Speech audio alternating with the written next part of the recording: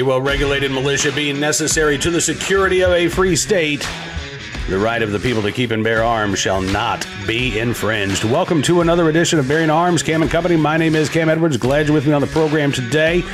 We're going to be talking with Pete Forcelli here on the program here in just a couple of minutes. Former ATF Deputy Assistant Director, Fast and Furious Whistleblower. Wanted to get Pete's take on a couple of topics, including the Supreme Court's decision in Garland versus Cargill that the ATF overstepped its authority in promulgating a ban on bump stocks. Also wanted to get Pete's take on what's going on south of the border. You know, a couple of weeks ago, we had this, Mexico had their elections, Claudia Sheinbaum winning the presidency. Same party as Obrador, the last president of Mexico, the guy who sort of spearheaded the lawsuits against the firearms industry as well as gun dealers in Arizona. Guy who at the same time is blaming, the U.S. for cartel violence, has adopted a hugs not bullet strategy of dealing with cartels south of the border. Same guy who actually was apparently investigated not once but twice by the U.S. government. Those investigations stopped by the Obama administration and then the Biden administration at two separate points. Yeah. And now, again, one of his allies is taking over as the president of Mexico. So what does Pete think about that in terms of the lawsuits against the firearms industry, in terms of fighting the cartels, for that matter? Pete has some very interesting thoughts. Also asked Pete as well about what a second term for Joe Biden might mean in terms of ATF rules. And that turned into a really interesting conversation. So again, a lot of stuff to get to with Pete here in just a moment. Before we do start that conversation, though, let's talk about this for just 1 second. Economists warned that massive tax hikes could devastate your IRA and 401k account as the stock market braces for impact. Inflation on the rise, global uncertainty looming. It is clear why central banks and savvy Americans are turning to gold. If you haven't had your eye on gold, it's time to make it a priority. Priority Gold. Trust their team of proven professionals to help you diversify your savings with gold and silver. Call 1-800-405-GOLD or visit PriorityGold.com/golden for a free gold info guide. Plus, see if you qualify for free shipping and storage. Experts agree that physical gold is one of the best ways to fortify your savings, no matter the economic climate. Act now to get your portfolio working for you while the market is golden. Call 1-800-405-GOLD to speak with a gold specialist or visit PriorityGold.com/golden to learn more. That's 1-800-405-GOLD. And now let's get to our conversation with a guy who was not exactly the golden boy of the ATF. I think once Pete blew the whistle on Fast and Furious, still probably has a lot of friends in the rank and file, but probably not a lot of fans in the higher ups of the agency. But you know what? I am a fan of Pete Forcelli. He did the right thing in blowing the whistle on Fast and Furious, wrote a fantastic book about it as well called The Deadly Path. If you haven't read it, I would strongly encourage you to check it out. Pete has always been a straight shooter with us, so I appreciate any time that he can come on the program. And again, today, a very eye-opening conversation on a variety of topics. So take a look and listen. Pete, thanks so much for coming on the program. It's good to see you, sir. Always good to see you, my friend. Happy to be here. Yeah, well, listen, we got a lot to talk about. I know it's been a couple of days, but I want to get your thoughts on the Supreme Court's decision in Garland versus Cargill, that the ATF overstepped its authority in promulgating this ban on bump stocks, that this was something that was better left for Congress to do. Yeah, I mean, we've spoken before. I've said that all along with anything that ATF does. I don't think we should be regulating things. Look, I get it. We have to monitor the industry, regulate, to help the industry, not crush it like what's going on now. But to have agents go out and knock on doors and seize property, I feel a ton more comfortable when that's something that's legislated by Congress. I don't think Congress always gets it right, and that's why we have a Supreme Court. Even though if you listen to today's tone, there's a lot of folks on the left that want to get rid of the Supreme Court or stack it or whatever. But I mean, that's how it's supposed to work. I worry about unelected bureaucrats tweaking laws to fit into boxes that they want them to fit into. It's like, if you don't like the law, change it. I mean, that's not how our system is supposed to work. I think you're right about that. And I'm glad to hear you say this because it seems like listen, I mean, obviously the anti-gun Democrats have been railing against this decision, but I've been amazed, Pete, to see media outlets just completely misrepresent this case. Dallas Morning News, I wrote a piece about this today. Dallas Morning News had an editorial calling the Supreme Court's decision, as well as a judge in Texas' decision to grant an injunction against the engaged in the business rule, examples of Second Amendment absolutism. And I rolled my eyes. I'm like, the Second Amendment wasn't even implicated in these arguments here. These weren't Second Amendment challenges. These were challenges under the Administrative Procedures Act. This was about the ATF overstepping its authority as an agency, about the executive branch overstepping its authority and writing new laws, which is the job of Congress. If the media won't even be honest enough to, characterize these cases for what they are, how concerned are you that, again, the average American, the average reader of the Dallas Morning News is going to be uninformed and ignorant about our judicial system and, frankly, about our gun laws? Sure. Well, Congress has a pretty abysmal approval rating right now, and I think the media is worse, and deservedly so. There's a lot of misinformation out there. But I mean, look, I look at it through the lens of a leader within ATF. I mean, I retired as a deputy assistant director.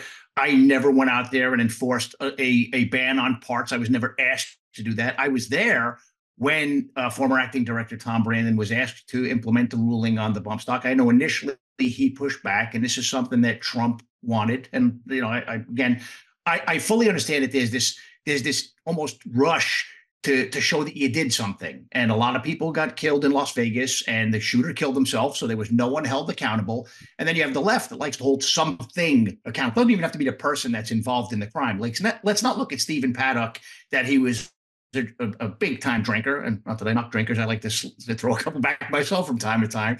But he was twice divorced. He was a loner. He was a compulsive gambler. He had tons and tons of debt.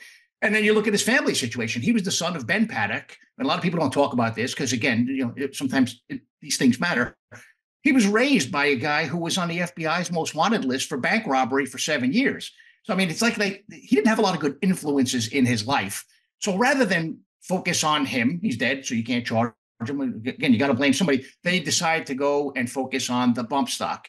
We saw the similar thing with the shooting in South Carolina. Dylan Roof was an absolute horrible human being and a piece of crap, I think, in anybody's eyes. They blamed the Confederate flag for the shooting. Not the shooter, it was the flag. The left likes to attack things. And the problem that I have is when ATF is tasked by the White House or by the Department of Justice to attack things rather than hold the person accountable. It's not the item that causes the damage. It's the person misusing the item. How many bump stocks have been used in shootings in the United States aside from Las Vegas? I don't know of any, to be honest with you. And that's why the same person I mentioned before, because I want to be fair to him, Tom Brandon, the former acting director of ATF, who's since retired, he actually wanted to take silencers off the NFA because he was like, how many silencers are actually used in crime suppressors? And the reality is there's not a lot. So in his mind, well, why are we focusing our efforts on something that's not a problem? And again, when you politicize guns and you politicize gun laws and you turn your back to violent crime and coddle criminals, bad things are going to happen. And I know this is kind of splitting hairs with the bump stock thing, but look, I'd say the Supreme Court got it right with the bump stock. They got it right with the pistol brace. And I hope that they continue to go down that path of, hey, look, if there's a problem, let the legislators who we elect and put into office deal with it, not unelected bureaucrats who were at the behest of a person that gave them a job.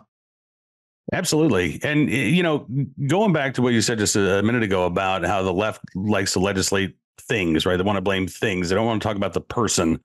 Right. I don't want to spend a lot of time relitigating Fast and Furious, but I think that ideology was what led to Fast and Furious, or at least in part what led to Fast and Furious, right? Because they were so fixated on the hardware that they lost sight of the fact that, okay, ultimately they're arming guys who should not have guns. They're actually, but again, it wasn't about the people. It was about the gun. Right. Look, the reality is just we're animals. Like, it's arrogant of us to think that we're any different than dogs. I mean, we're obviously capable of thought, but the reality is we, just like they, react to consequence. Like, people will do what they do, and especially people who don't have a conscience. They will push the envelope as far as they can.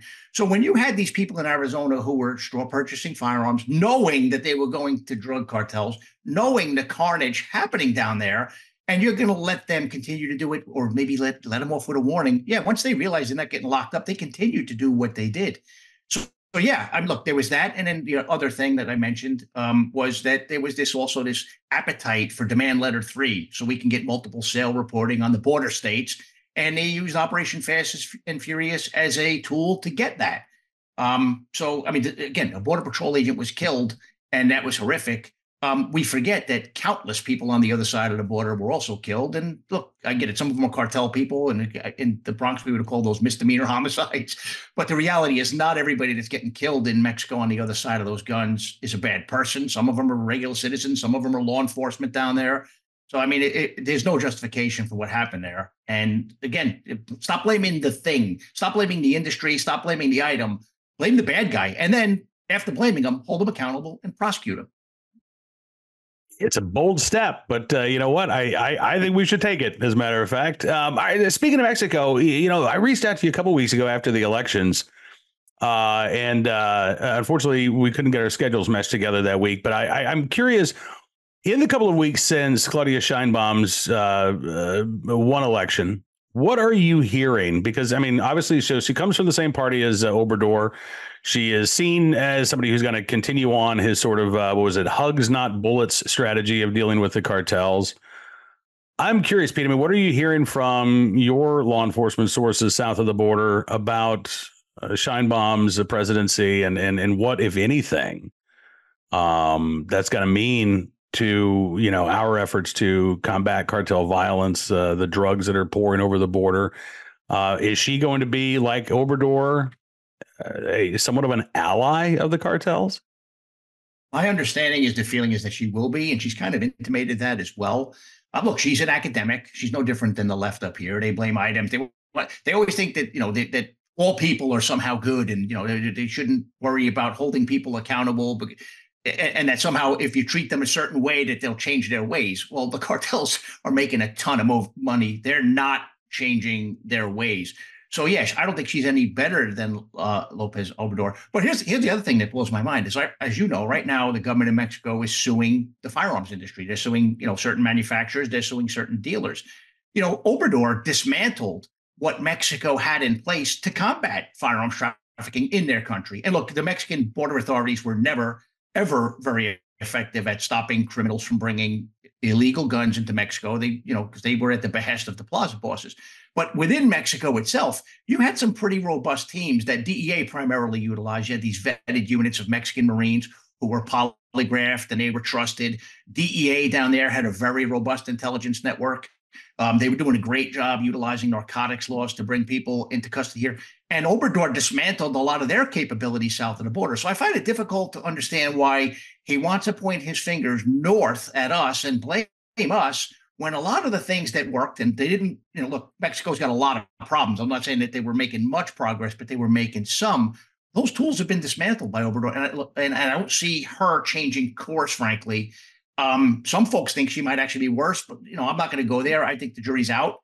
But look, Mexico's got a lot of problems. I read recently that there were over 30 murders last year, just within the political realm of people running for office in Mexico. And there was one that happened just, I believe, yesterday or the day before, where a mayor of a town just south of Acapulco was murdered on his way into Mexico City. So, I mean, Mexico's got a lot of problems. And rather than enforce laws down there, they're kind of doing like the left does up here. They're pointing fingers and blaming others who aren't necessarily fueling crime, in my opinion. Hold the criminal accountable. Stop punishing the gun industry, regular citizens who want to possess guns under their right to possess firearms. So it baffles my mind sometimes. It's quite frustrating. It is frustrating. And I'm so glad that you pointed out, because obviously, the Obrador administration, now the Sheinbaum administration, they don't want to talk about what they've done, right? They want to point the finger, as you say, at gun dealers or the firearms industry. But it's interesting you brought up the DEA, because before we started talking, and I promise I didn't know that Pete was going to bring up the DEA. New York Post, I ran across a story from the New York Post yesterday. Mexico's new president is not going to improve fractured relationship with the DEA, sources. And they talk about how this relationship sort of fell apart when the DEA arrested General Salvador Cienfuegos Zepeda in October of 2020 and charged him with being the godfather of the H2 drug cartel and using his position to tip off cartel leaders to military operations against them and to direct government forces against their underworld rivals. So here you have a member of the Mexican military accused of being, the enforcer for a cartel. When he's arrested, rather than Obrador saying, oh, my God, our military is rife with corruption, He blames the DEA, right? He says, well, if you don't dismiss these charges, it's going to change our relationship with the United States. The New York Post says Mexican army staged a revolt. He threatened to cut all ties to the United States. And the Post says Mexican authorities quickly exonerated Cienfuegos, but the damage had been done to an already fraught relationship with the DEA, which had been working in that country since its founding in 1973. Robert Almonte, a security analyst and former Texas Marshal, said that the DEA relationship was detonated under AMLO, Obrador. Obrador made it very difficult for the DEA to operate in Mexico. He removed diplomatic immunity of DEA agents. Again, all of this, I think, is incredibly important when we're talking about the cartel's influence in Mexico. Mexico, again, doesn't bring up any of this in their lawsuit. Now, I know that we've not gotten to the point where these cases are ready for trial yet, but I'm curious, Pete, has any of the attorneys for these gun dealers in Arizona, for example, who are being sued, any of the manufacturers who are being sued by the government of Mexico, has anybody reached out to you to say, hey, would you be willing to testify about what you know and what you saw during your time in Phoenix? Cam, yes. And yes. Okay.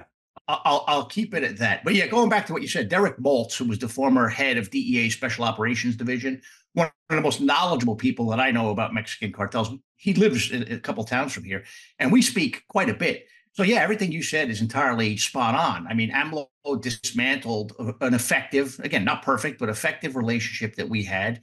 And look, it goes beyond just the borders of Mexico. Like, a couple things I'll say. Number one is I've always questioned why we haven't designated some of these groups that operate in Mexico as terror organizations.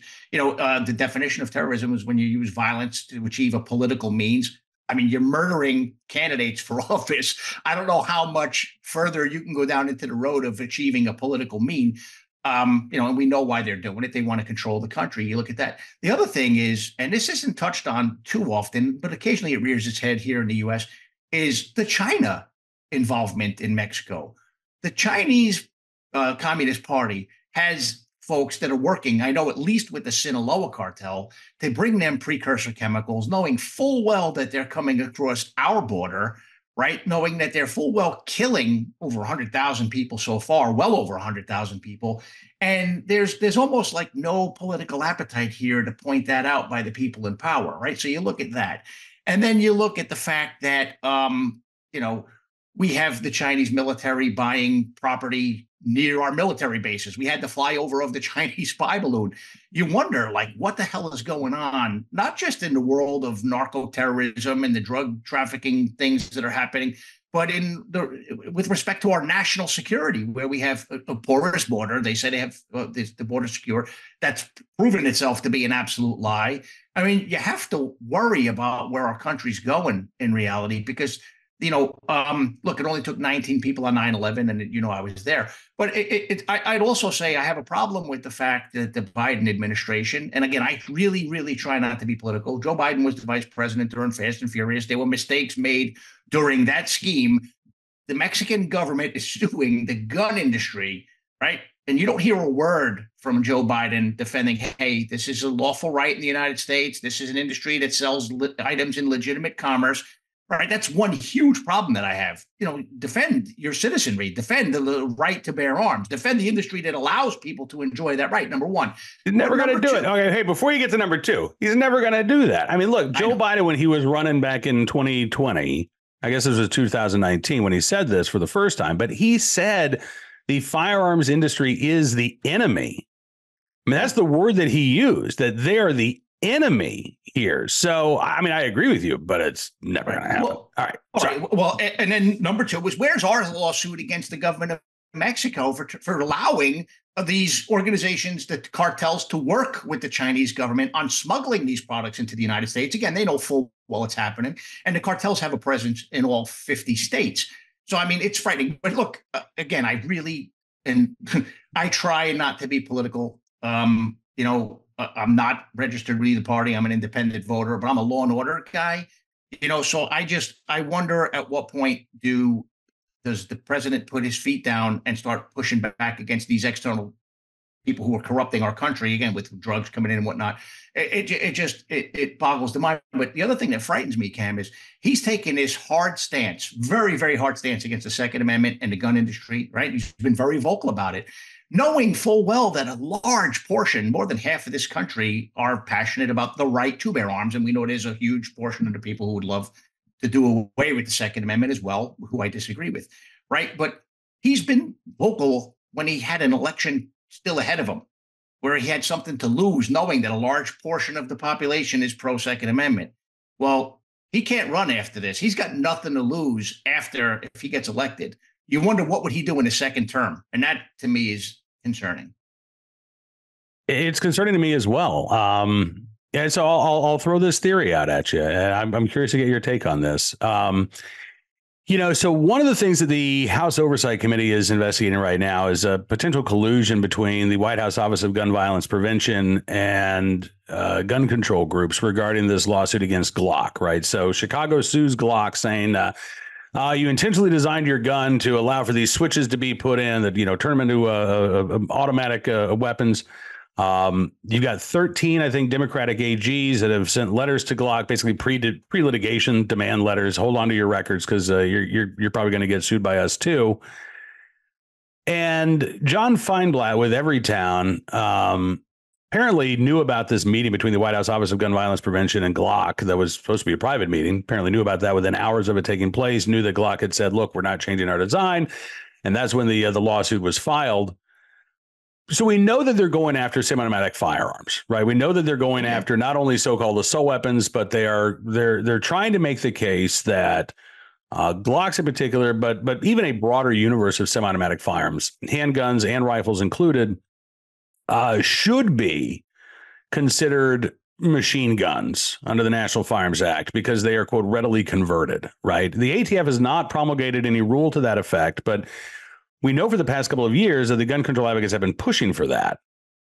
Right. Is that something that you see as a realistic possibility if Joe Biden wins a second term? I know the ATF's already been smacked down with bump stocks, been smacked down by the lower courts on these other rules. But as you say, if Biden doesn't have to worry, if he's a lame duck, is that something you see as a realistic possibility that the ATF would be tasked with reclassifying some or maybe all semi-automatic firearms as readily converted to machine guns, and therefore these are NFA items? Well, you got a splash of bourbon you want to pour yourself? Because I'll let you into what I've heard, and I've heard it from very good sources. Got one right here, as a matter of fact. Pete, should I hold off on taking a slug, or? Well, you decide when I finish. All right, maybe I need to steel myself here. I have heard from some good sources that ATF tried. Well, the White House again. Don't forget, the Gun Czar's office is run by Rob Wilcox, who's formerly from Everytown. Mm-hmm. He has a lot of influence on what's happening at ATF now. And I know this from a number of sources because I didn't retire from there that long ago. One of the things they kicked around was trying to force ATF to classify the Glock as a machine gun because it was so easily converted in their mind to a machine gun by the use of that Glock chip. And this was coming from the White House Office of Gun Violence Prevention. This is what I was told. And people within ATF pushed back, and Dettelbach didn't bite into that fish hook and get caught on that one yet. So, I mean, but who knows? Again, once the Biden administration has nothing to lose, what happens? But I'll give you one more. They also contemplated putting out a ruling to gun manufacturers stating that if you sell to government entities, then you would be prohibited from selling to the civilian markets. So think about that for a second. Like ATF agents use the Glock. So if Glock wanted to sign on and sell guns to ATF or to the United States military, then they would be prohibited from selling to the civilian market. Again, that did not happen, but these are the kind of things that the White House is trying to push ATF to do. Maybe gently now, but again, once there's no worry about being reelected, maybe that's not such a gentle nudge. And do I see Dettelbach as a guy who's going to say no and dig in his heels? I could be wrong. I don't see that. But look, he can easily be replaced with someone who will. So look, this is an important election year. And again, I try not to be political, but man, it scares me where we're going if we don't have a change of course or have a Congress that actually starts to push back a little bit more ferociously. Yeah, absolutely. Well, listen, thanks for making me drink before noon, Pete. I mean, I'm not surprised to learn that is the scuttlebutt, but it's still frightening because, again, we know that this is something that the gun control groups have been pushing for. And after the election, if Joe Biden wins a second term, you're right. I mean, just from a political standpoint, he doesn't have to worry about reelection. He doesn't have to worry about the political consequences of doing something like this. He can ride it out. I think this would be obviously horrendous for our country, not just our Second Amendment rights. But again, you want to talk about deepening the divide that we have already in this country. Yeah, go ahead and ban the most commonly owned self-defense firearms in the country. Go ahead and say that you can't buy them anymore because they're machine guns. Go ahead and put, the industry in a position where you can sell to the government or you can sell to civilians, but you can't do both. I mean, God, just from a political standpoint, what a terrible, terrible move that would be to fracture this country. Obviously, from our right to keep and bear arms standpoint, this would be completely, I believe, unconstitutional as well. But right. Again, I think in the second term, you're right. I think all options are unfortunately going to be on the table. And if this is what the White House is pushing for now, imagine what they would do, again, if they don't have to worry about running for re-election. Pete, we're going to leave it there. But listen, man, I appreciate you coming on the program. I am hopeful. I know you say you're a non-political, but I am hopeful that if we do see some change in November, then who knows? I mean, listen, I'd support you to run the ATF. I don't know. I don't mean to insult you by, punishing you in that way, but I will say that you are the type, if we're going to have an ATF, I want somebody like you in charge of the ATF, somebody who understands the importance of the right to keep and bear arms, who understands the limitation of that agency and its authority, and somebody who's frankly not afraid to blow the whistle when you see something wrong happening. I think that's exactly the type of person we need in charge of that agency if it's going to continue to exist.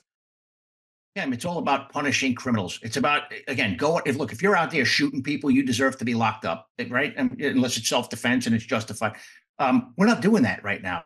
You have an attorney general that doesn't want to supersede and stack charges. In the old days, that's how we flipped people and built bigger cases, solving murders and whatnot.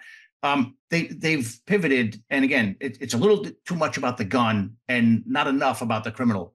I'm proud of what I did during my time. I never went after a person that lawfully possessed a firearm. I was locking up robbers and murderers. That's what most agents sign on to do. The problem is right now, ATF's having an attrition problem. People are leaving. And I know some folks say, who gives a shit? Smaller ATF is a good thing, whatever. First off, I would argue that you don't want the FBI or Homeland Security to take over their role because they're much bigger and they have their own issues. But what I worry about is the agents that sign on to do what I did, go after home invaders, go after robbers and murderers. If they all start leaving, who replaces them? Do they get replaced with the Dave Chipmans of the world? That also scares me. Because, it's important for folks to go out there understanding that it's not about the gun. It's not about, the honest American that's exercising a right that's guaranteed to them under the Constitution. It's about the people that make those legitimate gun owners look bad by going out there and misusing guns and hurting people.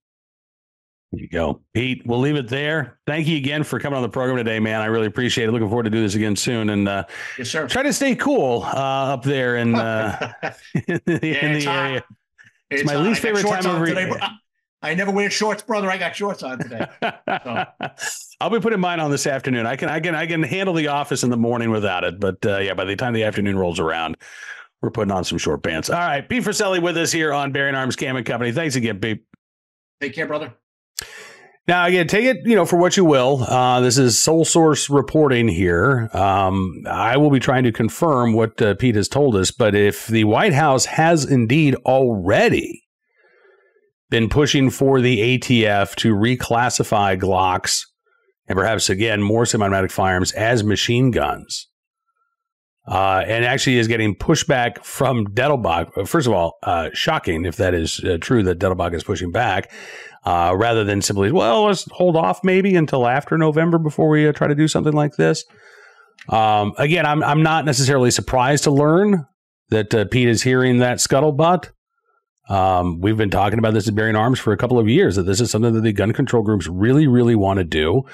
I have even said in the past that, if Biden really feels up against the wall, he might propose something like this between now and November. Well, it sounds like they were at least moving towards that direction based on what Pete has told us.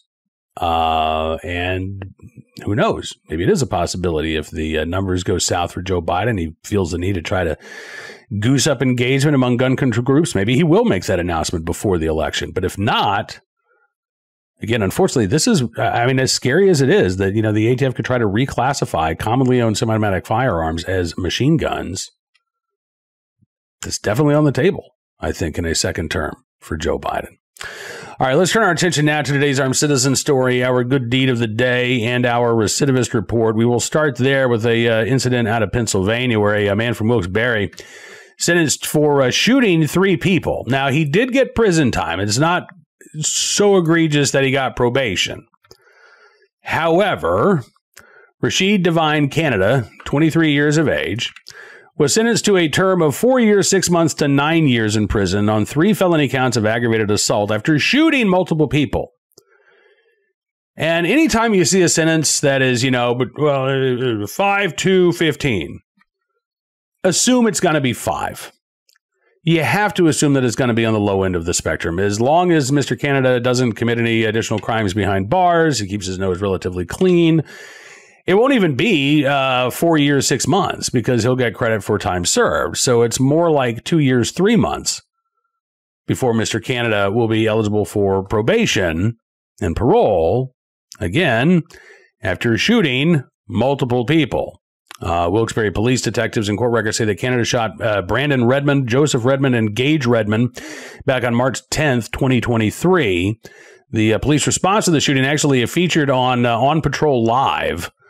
According to the criminal complaint, there was an individual named Kaya Sejus who was at a home visiting her ex-boyfriend, Brandon Redmond.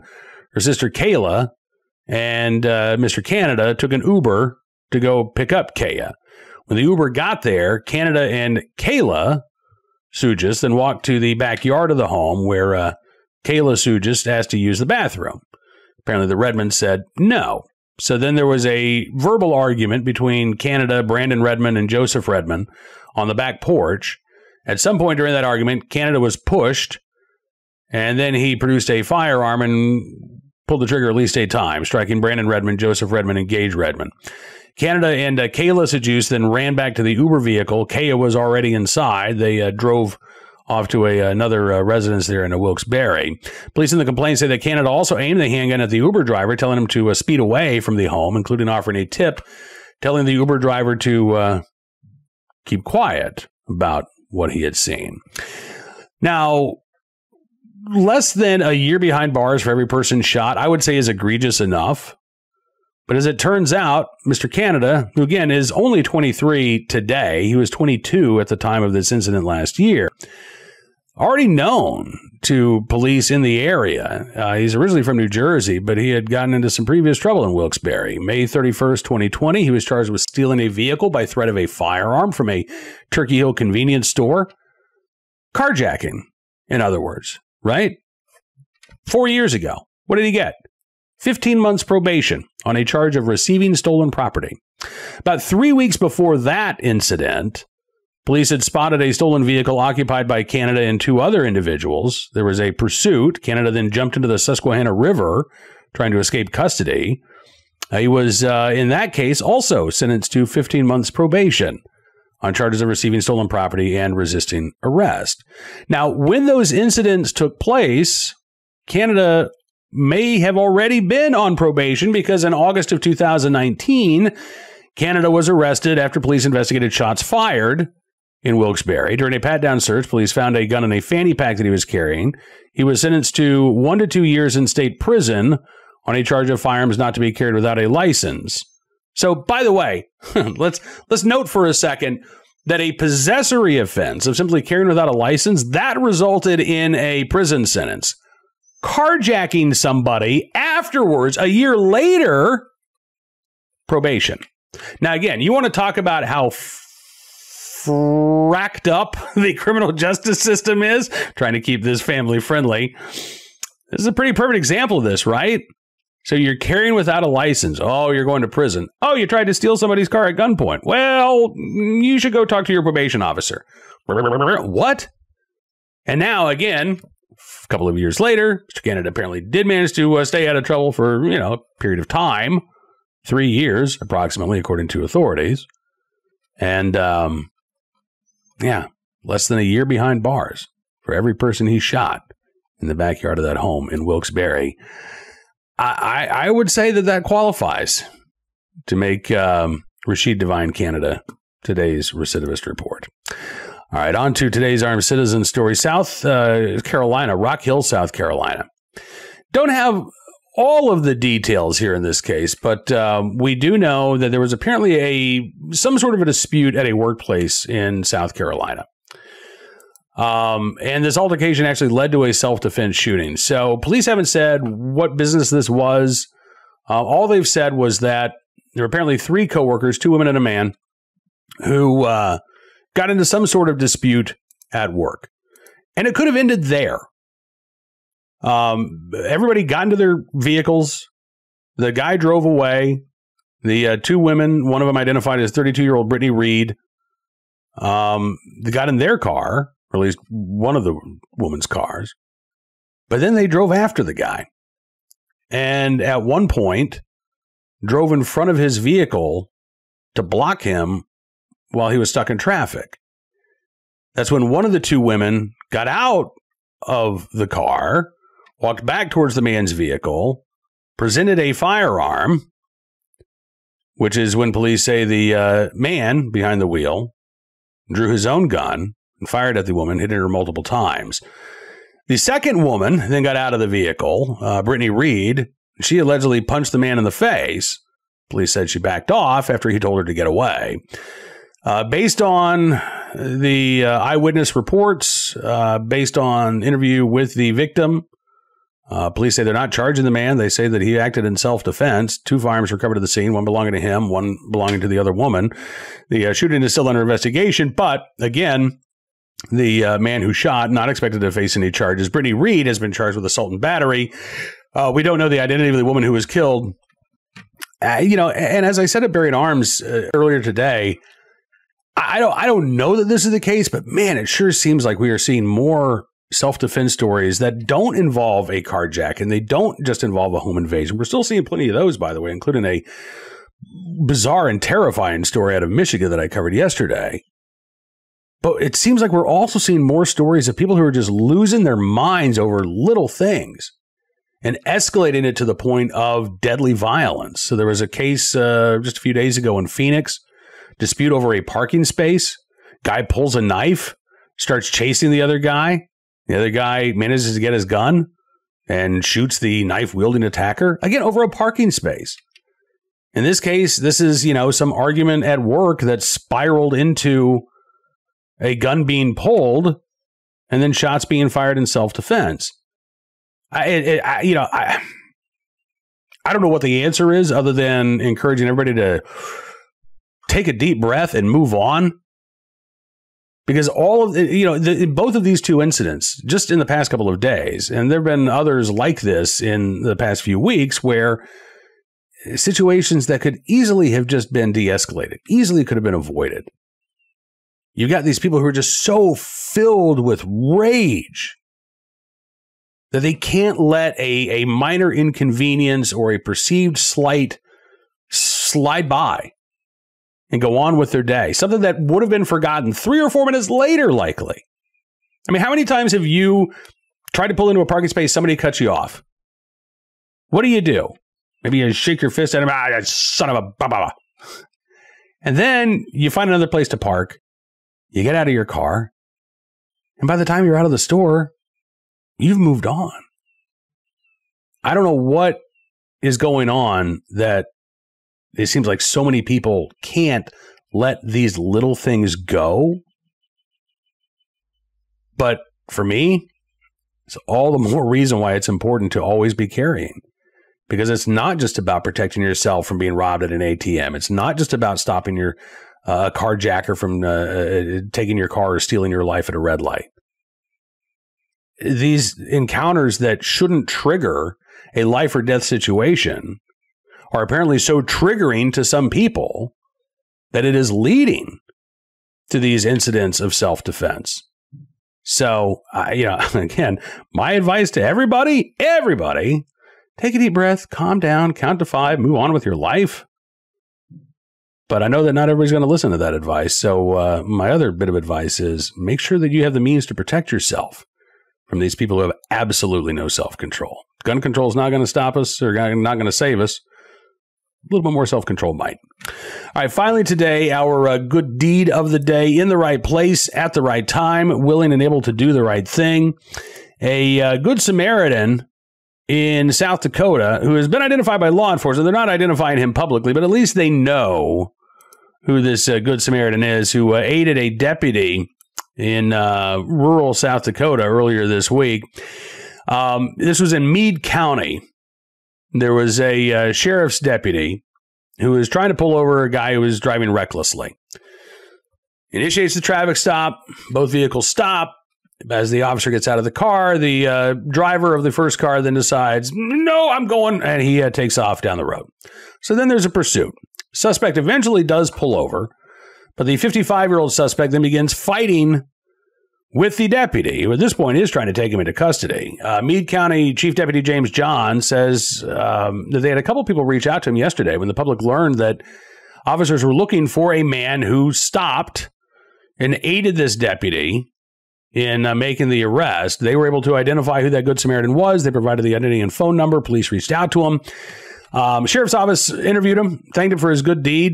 John says he was just out doing the right thing. Saw our deputy needed help. Kind of doesn't want to make that big a deal about it, but just a tremendous person for stepping up and helping out in a bad situation.